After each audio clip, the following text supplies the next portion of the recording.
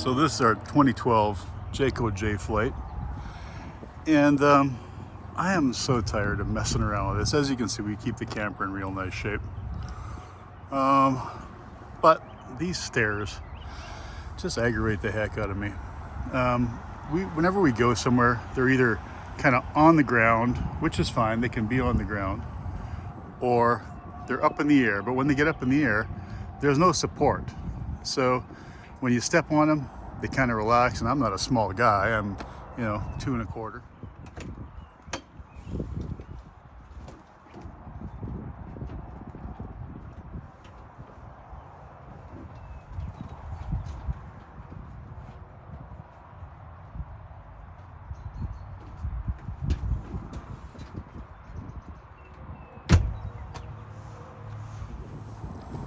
There's got to be a better way. So I started looking for a better way, something to support that bottom step.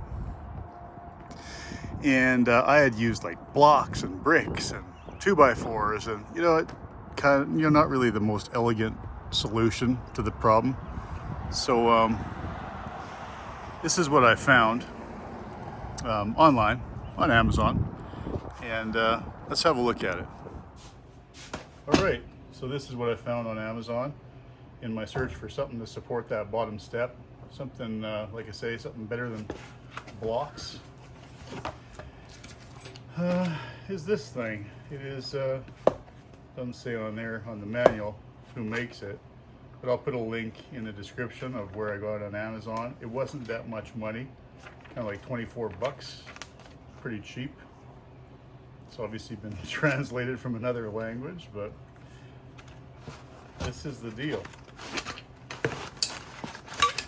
Basically, you got this. So you got these clips. They can go in a number of different locations. It can be here for storage, here, same with the other leg, and the legs can go, oh, here we are. The legs can be adjusted for length as well. So you have a lot of adjustability here. I don't know how strong they are. I'm sure they should support me. But we don't know how it's going to turn out until I install it on the trailer. So they give you this little strip right here, which you can lay on top of your bottom step, drill your holes, and then bolt it up. So I think there is hardware in here somewhere. Well, there was hardware somewhere. Or I guess, no, there isn't hardware. So they just have you using these screws right here. Screw it back on. There's threaded inserts on the inside. So let's go drill some holes in that bottom step, see how it fits up, and I don't know, see if it's any good. All right, so here's our stairs folded up. Here they are folded down. This is the bottom step right here. Looks like this little grab handle. Let's see. It might be sort of in the way. Some of you may have that, some of you may not. So what am I going to do? I'm just going to move it out of the way and make an adjustment here.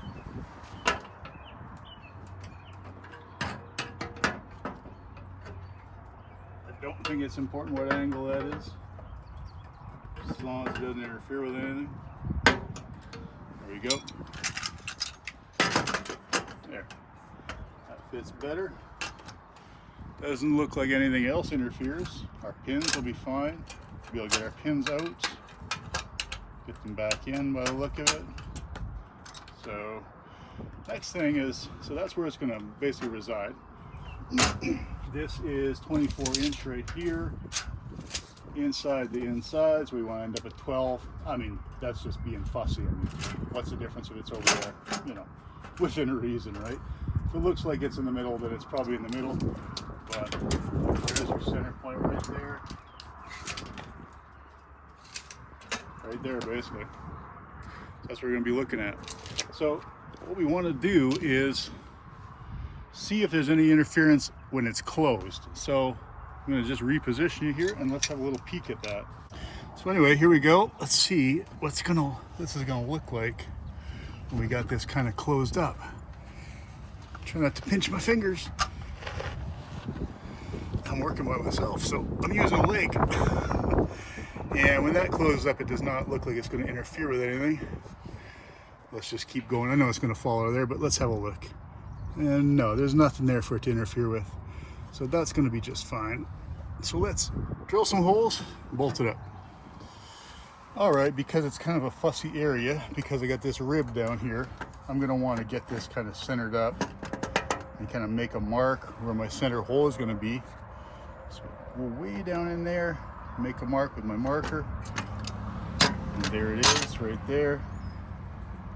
That's my center. You guys can see that or not.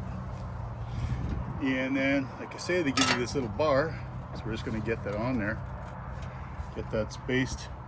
The same on both sides. Same from this side of the rib and this side of the rib.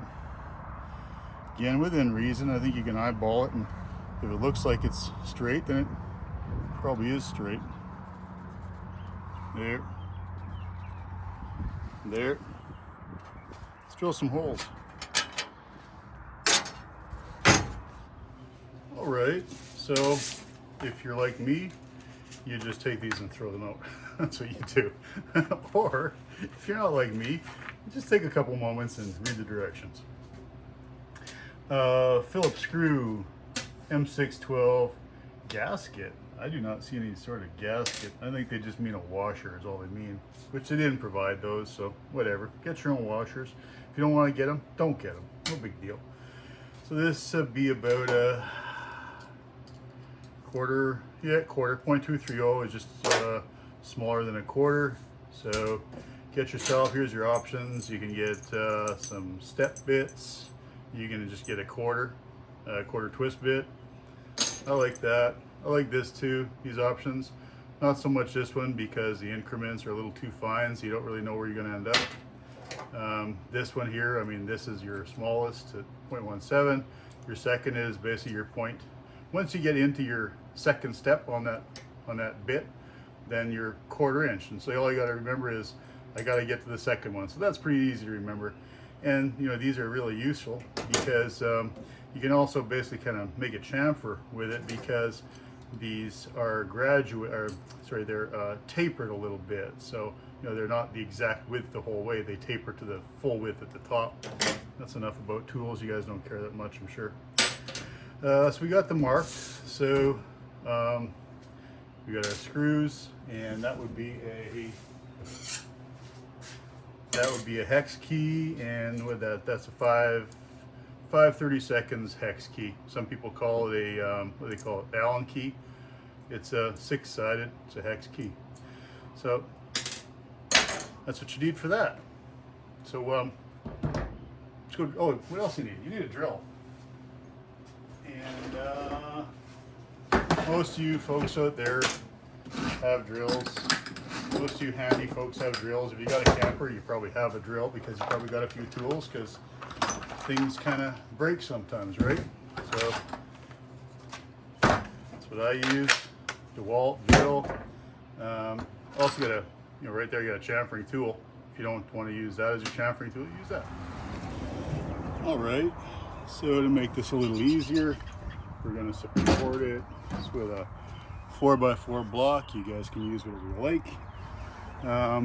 I'll mark these, make a little pilot basically. This is an auto punch. You guys can use a punch and a hammer. Just stops your bit from skating around. So let's get a few little marks here. One is there. And right there. And over on the end.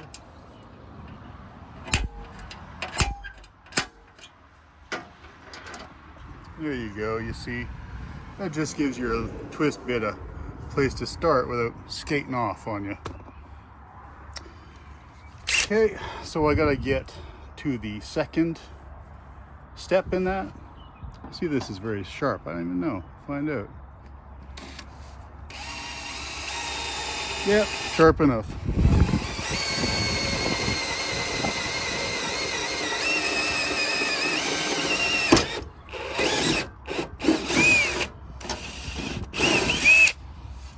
That's our second stop. Go. Let's just flip it over and clean this up a touch. You guys see what I mean down here? You get some sharp little burrs which aren't the most friendly.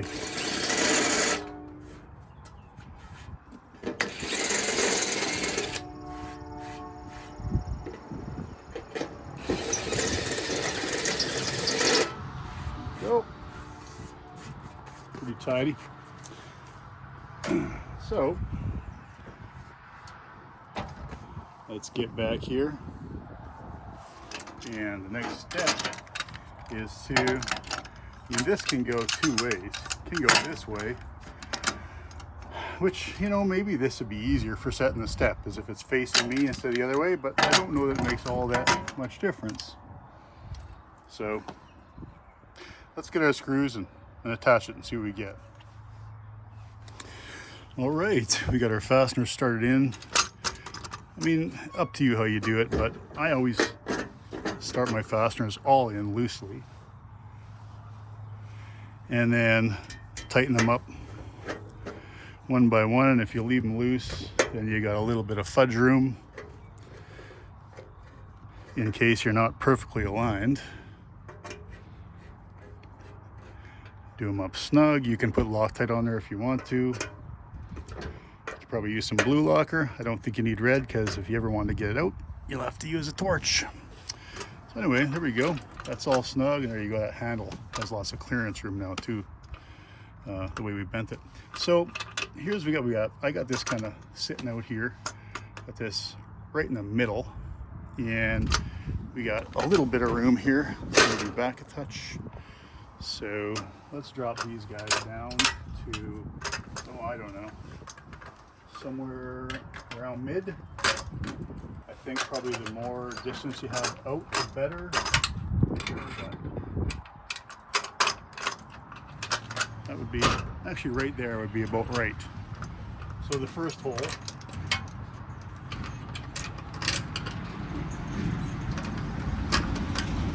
lots of adjustability, which is nice. Make sure your little feet are sitting there straight, and that's it. It looks like, see if you guys can see that down there, get you at an angle. So they say that you should have your camper on a level site, but you know, when you're camping, whenever you ever at a very level site, you know, you're always having to fudge things. And what's nice is if the ground isn't perfectly level, you're kind of boondocking a bit, right? You're not on an asphalt pad or a perfectly flat gravel pad. Is you can have one further out, one further down, one further up, and then kind of adjust it as you need to. That was the benefit that kind of spoke to me anyway, because like I said, we're never really sitting on perfectly level ground. That being said, let's kind of back us up and let's step on it and see if it does what it's supposed to do.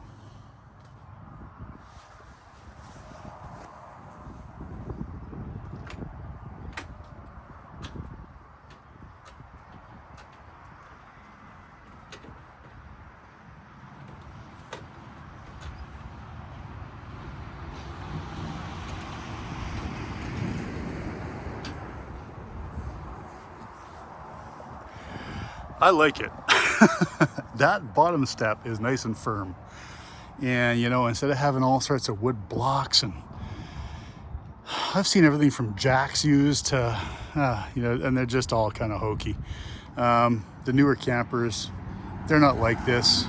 They're not as kind of loose and floppy as this. They've got them a lot more rigid, but you know, it is what it is. So if it doesn't work out at the end of the season, I'll come back, give you guys another report. If it's crap, I'll let you know it's crap. But if it's good, then just expect I'm not going to post another video about it, and that we're going to have it for next year too. So I think that's a success. Again, I'll put the link for the product down in the description. And here we are. It's May long weekend in Canada. And we're not camping because notoriously on May long weekend it is cold and rainy, and well, it's not cold, but it has rained a bit this weekend, so we're kind of fair weather campers. So, you know, this weekend was just spent getting the camper ready to go for the rest of summer, and checking to see if there's no leaks and making sure everything's working and the hot water tank's working and batteries all charged up and no mice and etc, etc. Anyway guys, I hope you're having a good May long weekend if you're in Canada, and if you're in the US, I think your holiday is next week, right? Next weekend? Not sure what it is, but some kind of a holiday for you guys. Have a great week, have a great weekend. Take it easy. Thanks.